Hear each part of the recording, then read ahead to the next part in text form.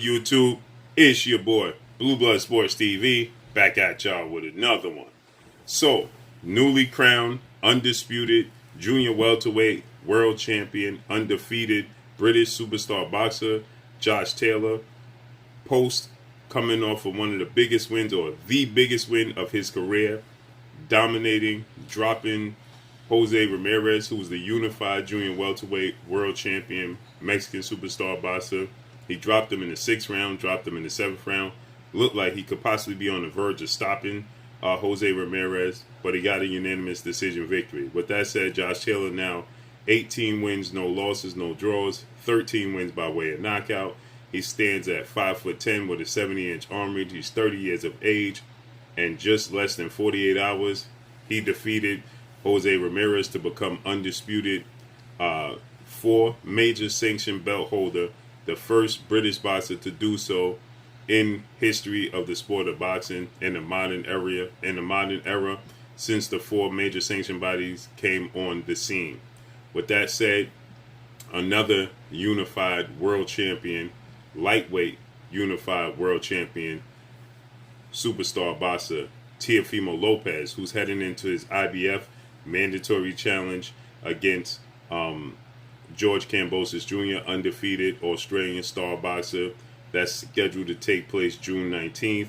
With that said, Teofimo Lopez, he is 16-0, no losses, no draws, 12 wins by way of knockout. He's 23 years of age, stands at 5'8" with a 70-inch arm reach.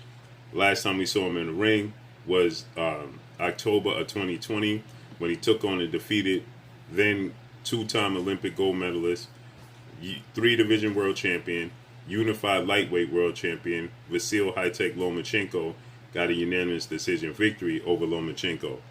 With that said, Teofimo Lopez has been calling out Josh Taylor for, saying that he's going to move up to junior welterweight and he wants to have the last 2 undisputed champions face off against one another.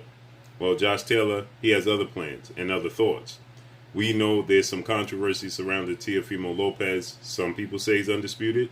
Some people say he's unified. I personally look at him as being unified because Vasyl Lomachenko, he fought Luke Campbell, Olympic gold medalist, British star, lightweight title contender. Luke Campbell for the vacant WBC title that was vacated by 4-division world champion Mexican superstar boxer Mikey Garcia.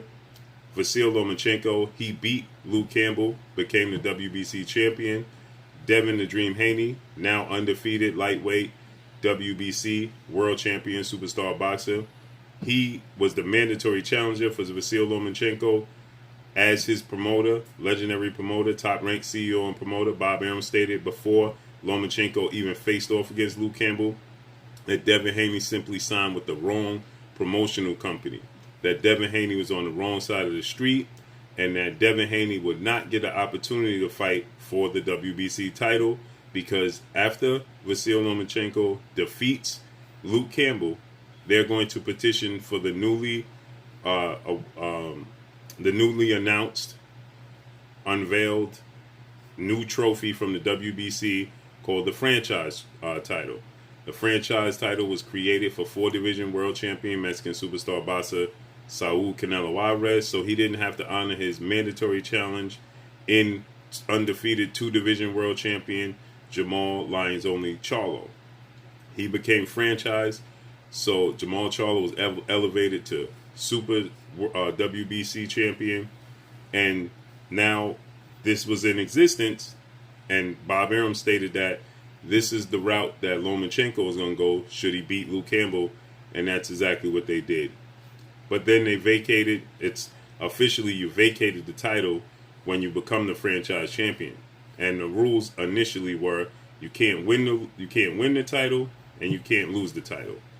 He went up against Teofimo Lopez, in which the WBC stated that if Lomachenko beats Teofimo Lopez, he'll be undisputed. But if Teofimo Lopez beats Lomachenko, he'll just be unified and the franchise, and he'll be the WBC honorary champion, okay? Because the official champion went to Devin Haney. So with that said, According to WBC President Mauricio Suleiman, Teofimo Lopez, he petitioned the WBC to be able to win the franchise belt should he beat Lomachenko, and they conceded to him. They said yes, okay? So essentially, he was not the WBC champion. So Josh Taylor, he responds to Teofimo Lopez consistently calling him out for a showdown, and Josh Taylor tells him, stop mentioning my name. You have unfinished business. Fight Devin Haney. You fight and you beat Devin Haney, then we could talk. But you need to go ahead and stop mentioning my name and go ahead and officially become undisputed because you have unfinished business. I worked hard for the position I'm in, and I officially beat all the champions to become undisputed. And you still have a champion, still a piece on the chessboard before you can start claiming to be undisputed. Wow. So he says that Teofimo Lopez is definitely a good fighter. He respects his talents. He says, but he needs to stop making mention of his name and start worrying about Devin Haney after his IBF mandatory challenge in George Kambosos Jr. And if he beats Devin Haney and officially becomes undisputed, well, then they'll have something to talk about. But Josh Taylor has his sights moving up to the full welterweight limit and challenging the last undisputed junior welterweight world champion and 3-division world champion, undefeated WBO welterweight world champion, superstar boxer Terrence Bud Crawford. And Bob Arum, who promotes both, he stated that this is a fight that could possibly take place now in October. He says that he's going to negotiate it. Both guys want the fight, and it's looked like it's going to take place in the fall. Now, prior to the fight, Bob Arum, he let it be known that Terrence Crawford was going to wait, and he was looking to face the winner of this fight. And so now he wants to, fight Josh Taylor in October. And Bob Arum says that all parties involved want to fight, and he's going to look to make it happen. So Josh Taylor is going to be tied up. Devin Haney is fighting George Kambosos Jr. Devin Haney is fighting Jorge Linares this upcoming Saturday, May 29th, Memorial Day weekend. So he'll be facing off against Jorge Linares, a 3-division world champion. This is arguably the best fighter he's faced. He's going to be the favorite to win this fight. I expect him to win this fight. I think his talents are going to be on display. His last fight was against Yuriorkis Gamboa. He got a unanimous decision. He won every single round of the fight. It wasn't a struggle. He barely broke a sweat.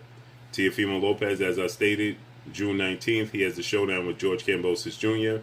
And Teofimo Lopez, he did make mention that he did want to fight Devin Haney next.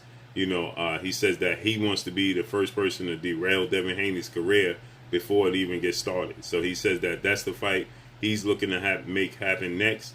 So we got to see how that plays out.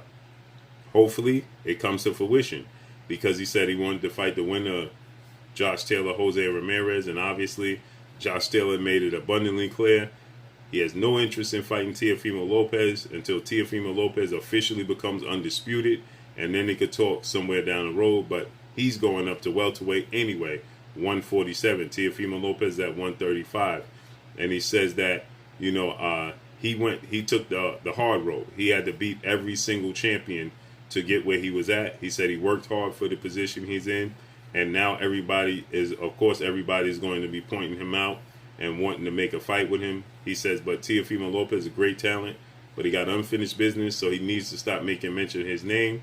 He says, please stop mentioning my name. Go ahead and, rectify the situation with yourself and Devin Haney. That is going to be a huge fight. Devin Haney beats Jorge Linares. Teofimo Lopez beats George Kambosos Jr. The build-up for that fight is going to be absolutely epic. Okay? Neither guy is short on words. Both guys have a huge fan base, huge social media following. They're both very, very skilled guys. They're both young. They're both in a not even surface. They didn't even scratch the prime of their careers yet. So this is going to make for a very, very interesting fight. It's going to make for a epic, historic showdown.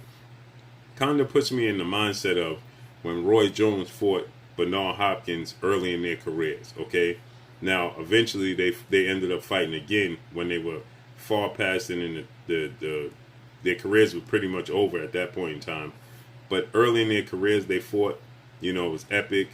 And Bernard Hopkins took the loss, and this is something similar. You have the guys on the same track, and it's very early stage in their careers.